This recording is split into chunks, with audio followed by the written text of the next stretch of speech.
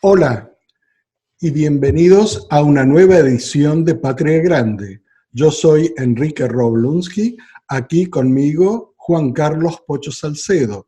Y en el programa de hoy vamos a hablar de Puerto Rico.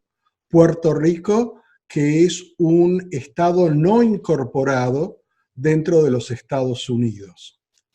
Bueno, un gusto saludarlos, saludarte a ti, Roberto, y a toda nuestra gentil audiencia. Puerto Rico, qué caso extraño, ¿verdad?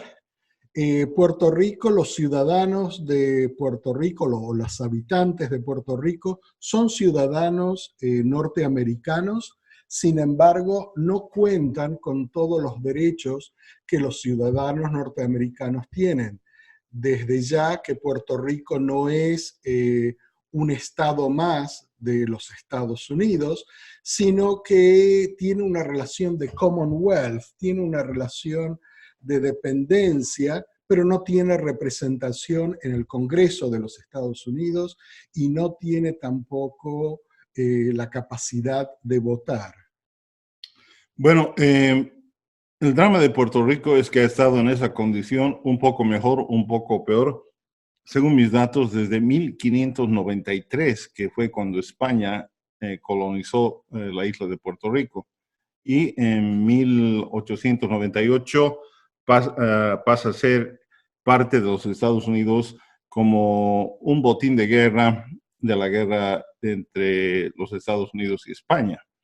Pero su condición no cambió, se mantuvo la misma, y el día de hoy con algunas modificaciones, y acá increíblemente una parte que no la podemos obviar, Estados Unidos, de ser un país que se independiza de una colonia, empieza a tener otras colonias a partir de 1898, cuando toman la decisión de que Puerto Rico, Guam y las Filipinas y todos los territorios de España pasen a ser parte de Estados Unidos, pero no como una parte del país mismo, sino como unas colonias, obviamente con diferentes nombres.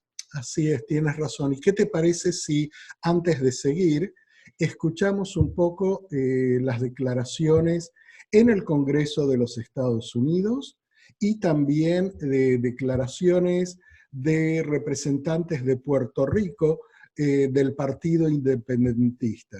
Y luego de escuchar sus declaraciones, continuamos con el diálogo. Perfecto.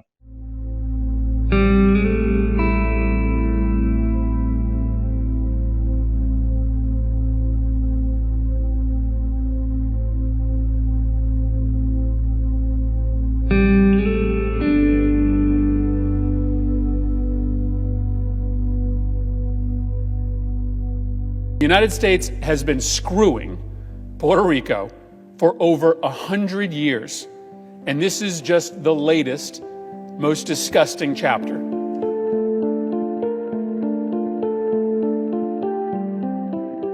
There is an undercurrent in the discourse about Puerto Rico that is as pernicious as it is ahistorical.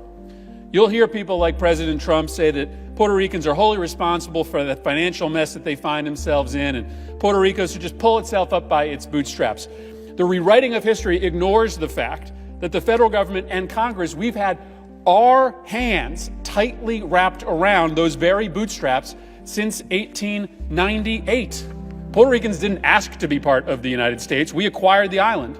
But being a commonwealth or a territory is permanent second-class status. Without access to the same healthcare reimbursement, the same infrastructure funding, the same education dollars as other states, Puerto Rico starts every single race 50 feet behind the rest of America. These built-in disadvantages are designed to hold Puerto Rico back.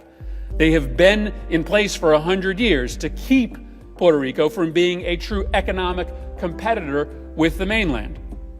And believe me, the Puerto Rican people have done everything they can to overcome this discriminatory treatment. But despite the strength of the Puerto Rican people, they're stuck because Washington has tied their hands behind their backs by taking away the right to vote in federal elections, virtually guaranteeing Puerto Rico's economic disadvantage will never, ever be remedied.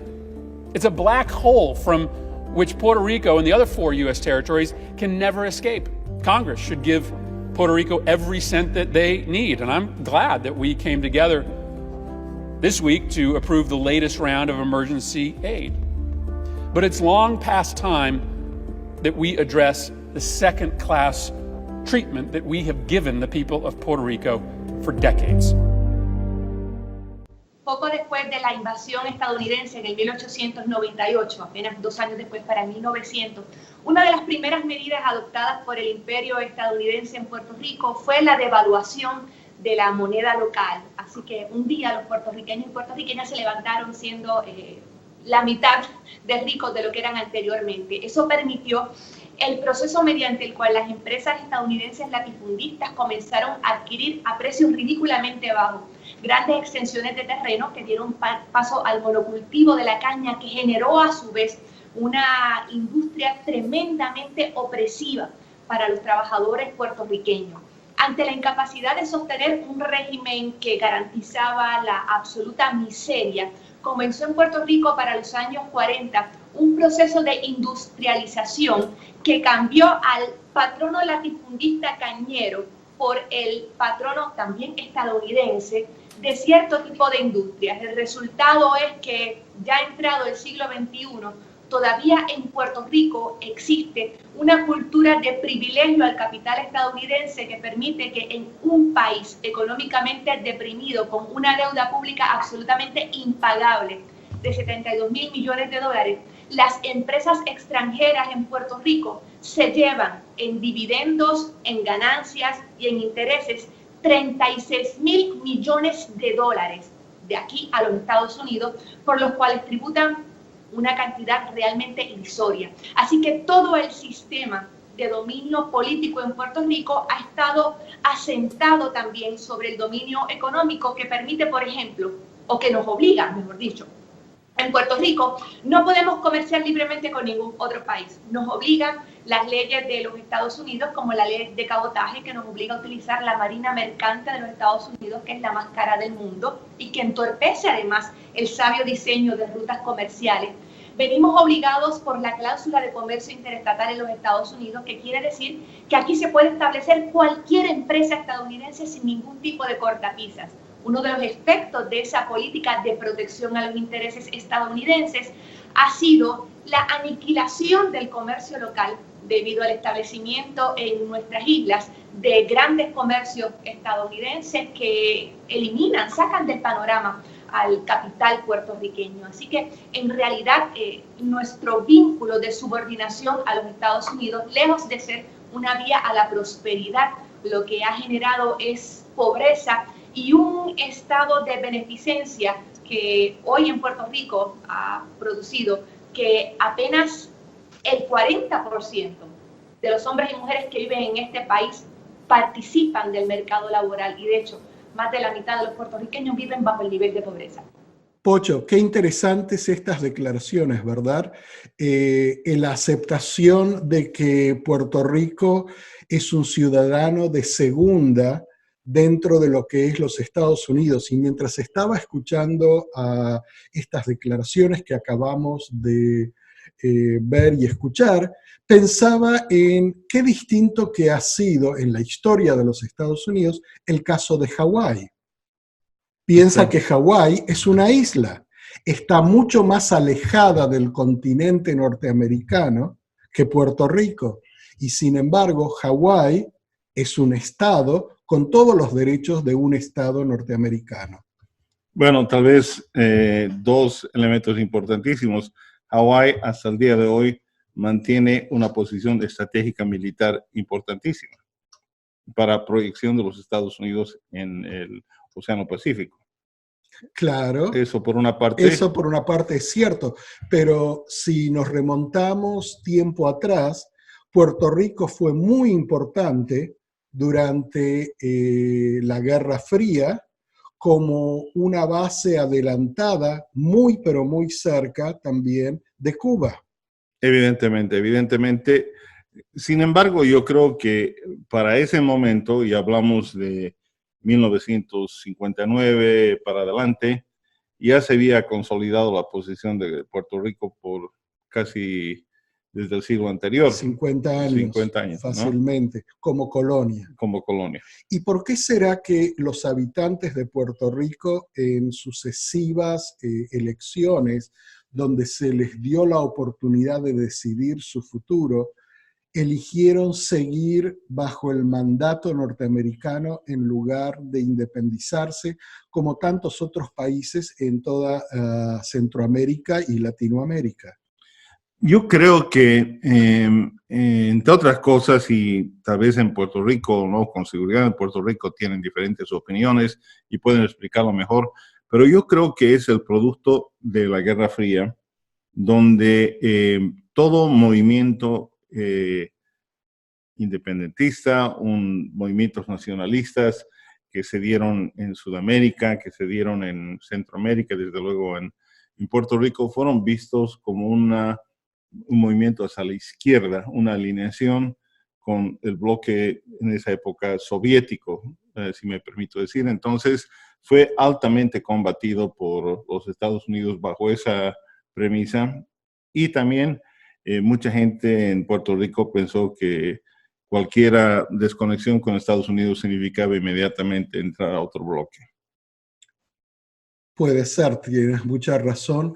Yo creo que también algo que juega mucho en esa decisión de los ciudadanos o de la población de Puerto Rico es el que a través de los años y a partir de comienzos del 1900 se acostumbraron a la comodidad de ser parte de los Estados Unidos sin ser parte de los Estados Unidos.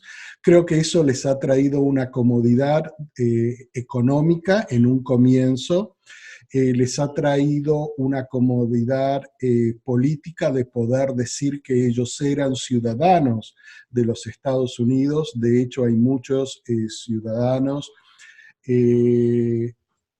en Estados Unidos que son de origen puertorriqueño y ciertamente han avanzado mucho dentro de lo que son la composición de los partidos políticos en los Estados Unidos, pero siempre como una colonia.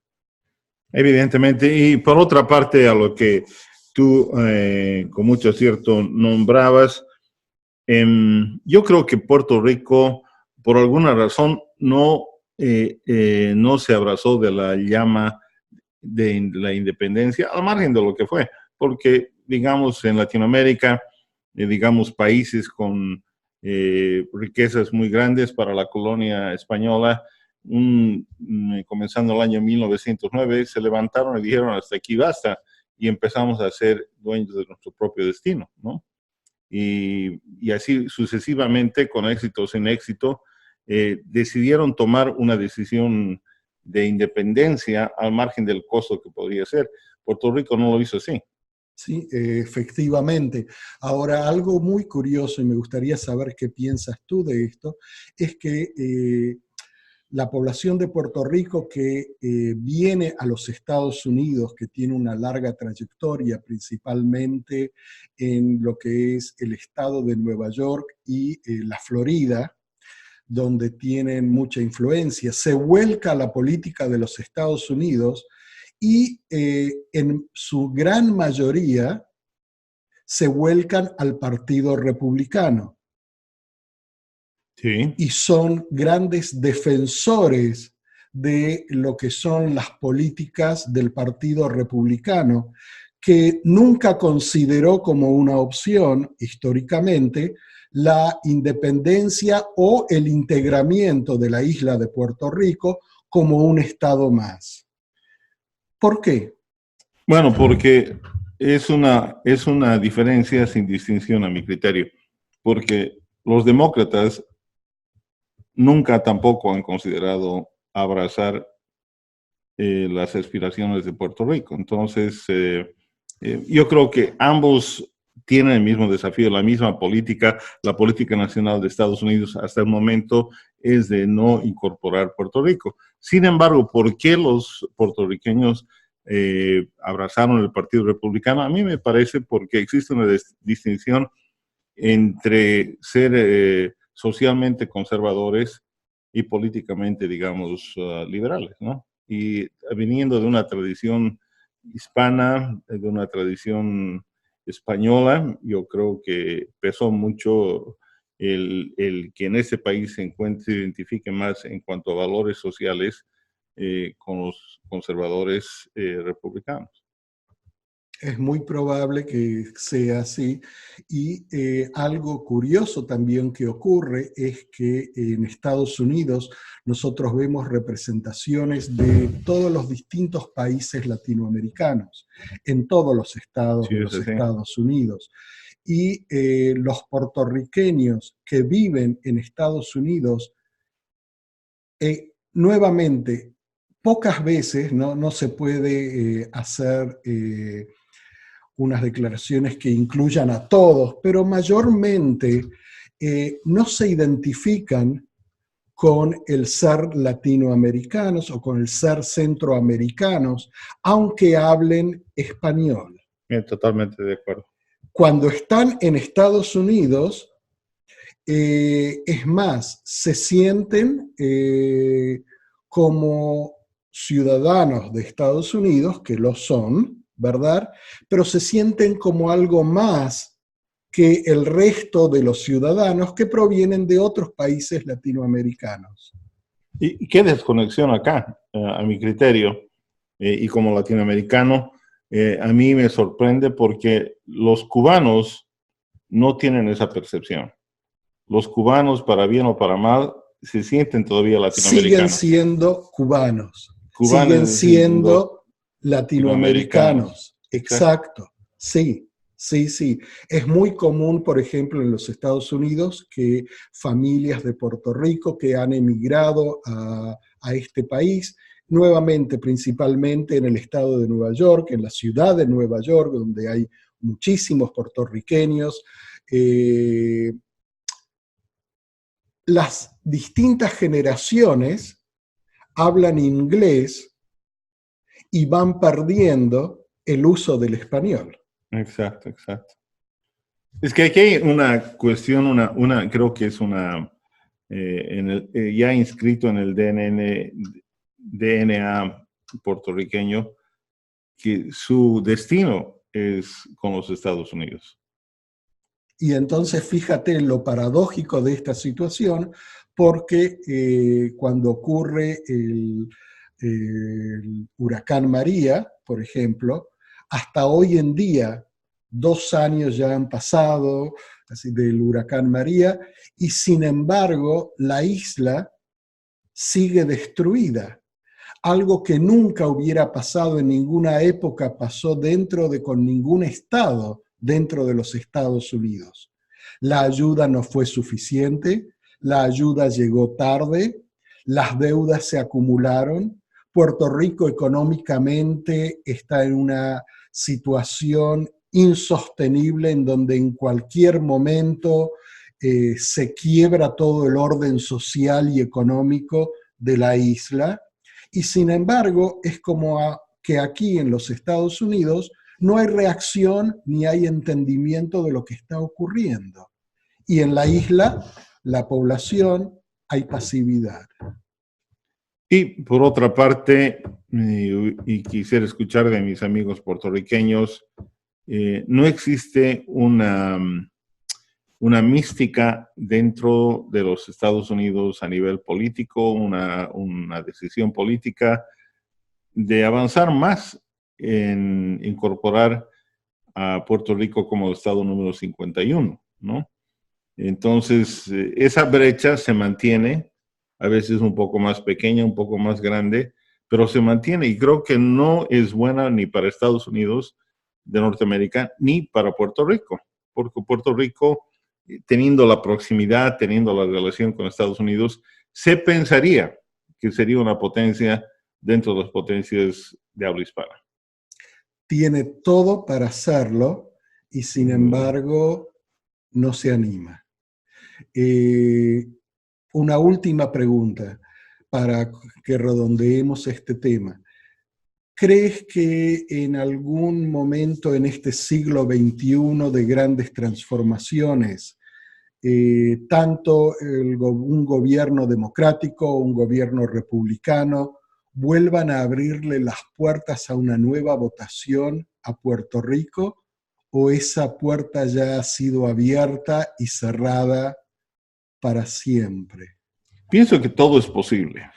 Puede darse, y bienvenido si se da, pero debe haber otra opción. La otra opción es, ¿puede Puerto Rico realmente ser un país independiente? Con los desafíos y oportunidades que eso significa.